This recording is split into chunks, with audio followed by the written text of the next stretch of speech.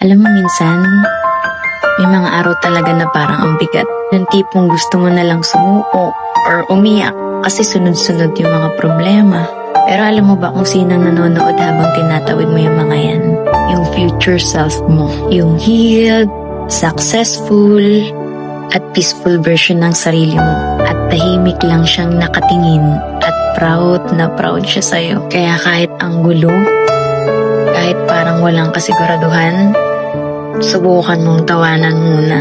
Hindi dahil wala kang pakialam, pero dahil ayaw mong lamunin ka ng lungkot. Or hindi rin ibig sabihin na siniset aside mo yung kalungkutan. Yun ay patunay na kahit anong pinagdadaanan mo, pinipili mo pa rin maniwala. You have that faith na may mas magandang kwento sa dulo. Kaya lahat ng sakit, pagod, lahat ng yan may meaning. Kasi habang tinatawid mo lahat ng yan, soon magiging inspirasyon ka din sa iba. Kaya kapag may problema ka, hinga ka lang tapos ngiti ka ulit. Baka kasi sa kabilang timeline, yung future self mo, nakangiti rin at sinasabing, kaya mo yan, ang galing mo. So if this video reached your heart, it's your sign to keep going. Heal, laugh, and walk with faith.